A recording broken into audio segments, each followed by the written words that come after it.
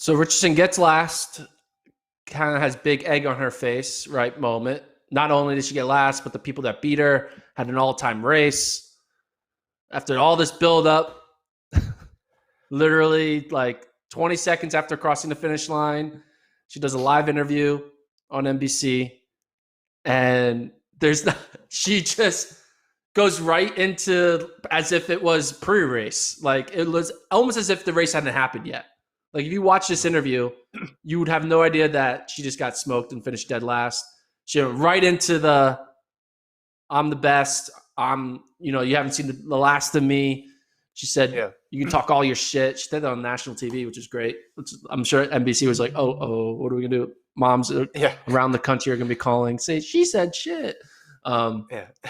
And I was shocked seeing that interview. I thought she'd be like a little bit of like, damn, like, a little bit of like a humbleness, like a little bit of like, oh man, like laughing at herself type feeling. Like you think when you get beat like that, you maybe want to kind of be on, laugh at yourself. Be like, man, I suck today, right? I'm sure all the other athletes are like, man, I really put up a stinker. But she pretended as if she didn't lose. She's just like, no, this race didn't count. Sha'Carri's unique, right? She's really big on this whole like talking shit, and I like it, and I think the people like it because they all wanted to watch her run. If she doesn't talk like that, people aren't going to watch the race. Non-traditional track fans are out there excited to see this race. She did worlds for the popularity of this event, and people are still going to want to watch her going forward. But we had yet to see Sha'Carri in this situation where she's kind of like on the wrong side of, not history, but the wrong side of the result, right? She was finishing dead last. And I was surprised that she kind of took it to, I thought she would have a little bit of humbleness, but no, she went ham on saying like, talk all your shit. So yeah, maybe if I was her advisor, I would be like, hey, maybe one interview every 10, you can be like a little humble, but hey, she's her own woman. She can do what she wants. And she decided to choose this path, the path of most resistance, most likely, because now everyone is going to be going crazy. Didn't you say before the meet happened, if she lost, maybe she'd speak about these things differently? And I said, no, like she is who she is. And especially she is who she is. You're right. 10 seconds after the race, 20 seconds after the race, when someone puts a microphone in her face, she's not going to change who she is. She did. I saw later an interview in the mix zone where she did apologize for it and said that she shouldn't have used that sort of language. Here's the thing I don't understand though, and I think Michael Johnson touched on it in a string of tweets as well too. Did Shelly-Ann Fraser-Pryce or Elaine Thompson-Herah ever say anything to her? It seems as if, and the Michael Johnson tweet that I'm referring to, he says, here's why I know success of the sport. No matter how talented, it takes a high level of focus.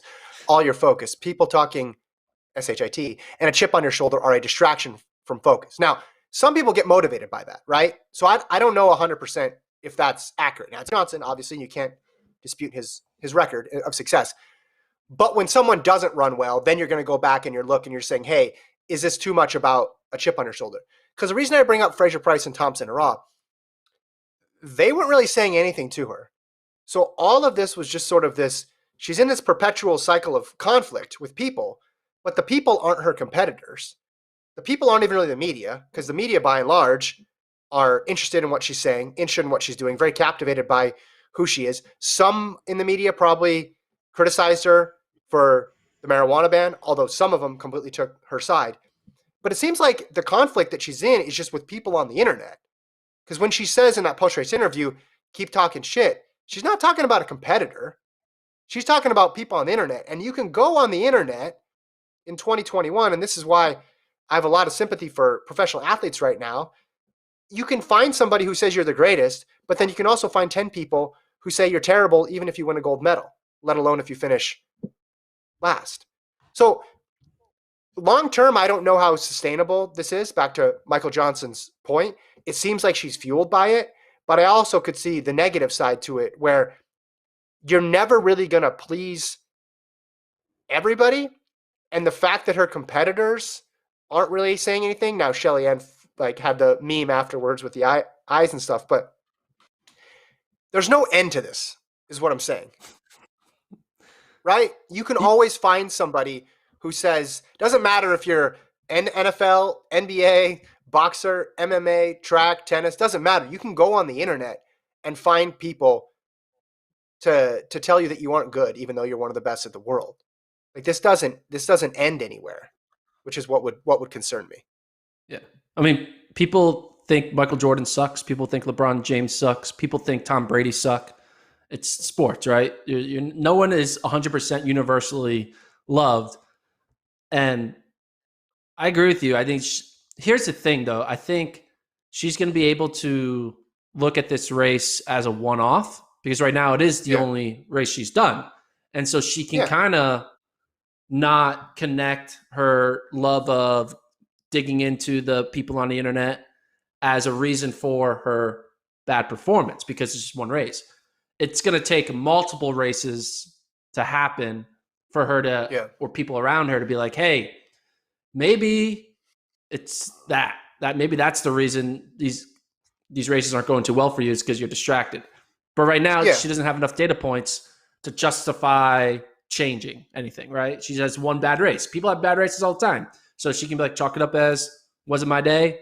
We'll see. Let's move on to the next. So, but here's, like, yeah, we also kind of sound like old people being like, get off the internet. Like, people criticize Kevin Durant for like being all in on Twitter, but he's one of the greatest of all time. And he's still able to perform. So, yeah, no, I'm not saying get off the internet. I'm just saying I have sympathy for athletes who want to be on the internet like any other person and want to know what's going on and just have a million people coming at them from different directions. I just want to go back to what we said before the race, which was how Richardson is unique.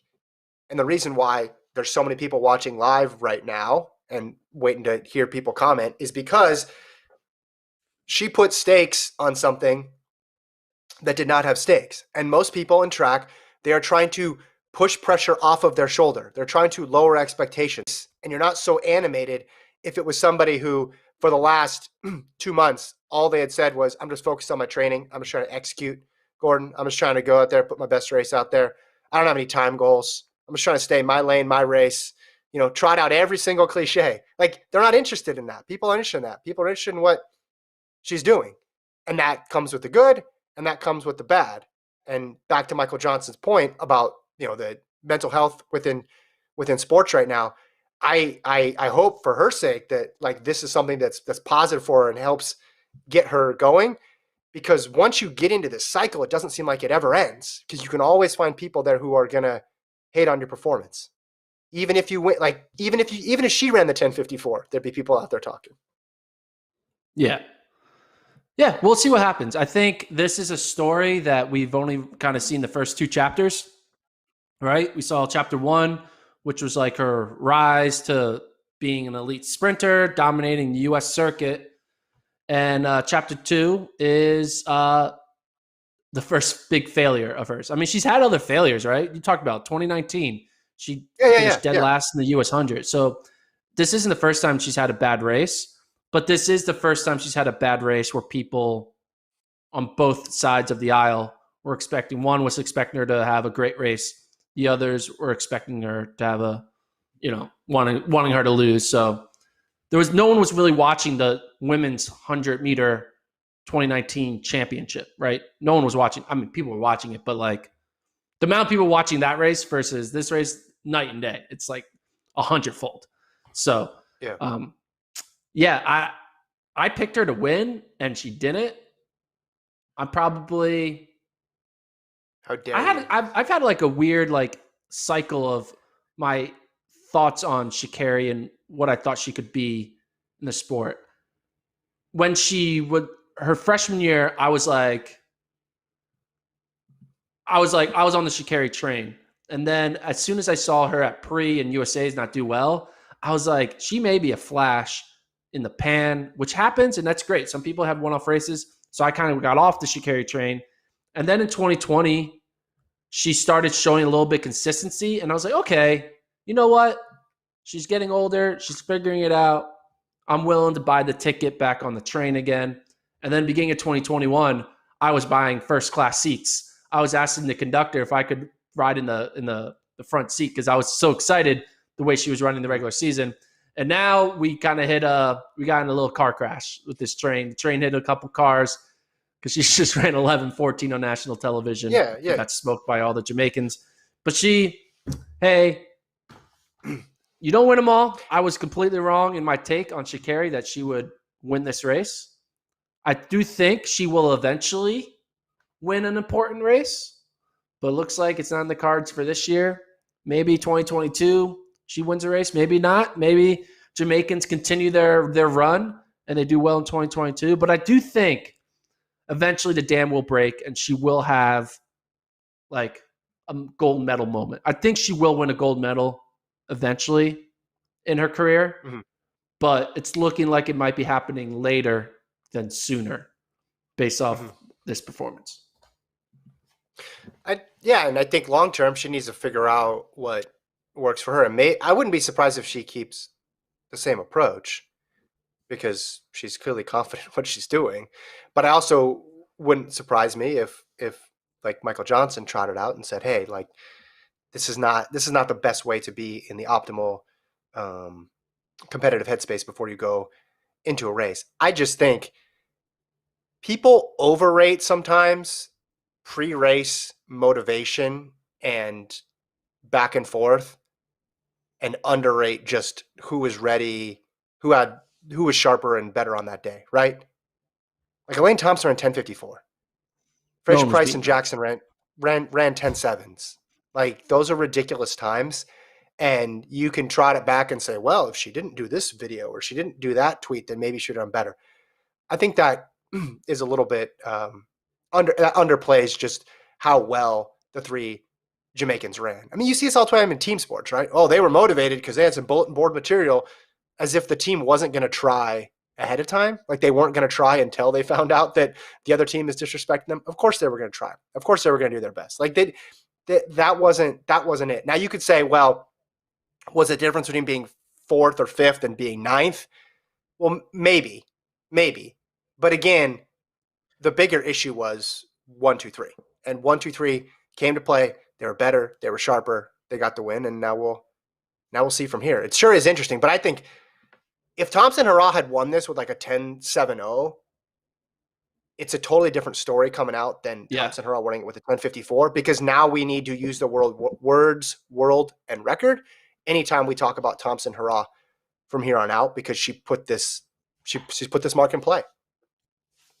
And wasn't there a little bit not controversy, but talk about like some of the Jamaican athletes don't really like each other. I know they used to train together, but this felt like a moment where Shelly Ann and Sharika were they didn't care. Like they weren't like jealous of Elaine's win, like of her 10:54. I felt like their reaction to getting second to Elaine at the Olympics was a lot stronger than the reaction to getting second to her here, because I think in the back of all three of those Jamaicans' minds, they're like, we swept again and we beat the American that was talking all this shit. So I think they kind of were like okay with losing to each other in a weird way. You see Shelly Ann, I mean, she just lost to Elaine Thompson and she doesn't care because she's like, whatever, we went 1, 2, 3, Jamaica. So you see Sharika and Elaine Thompson Sharika and Shelly Ann walking behind Sha'Carri. So yeah.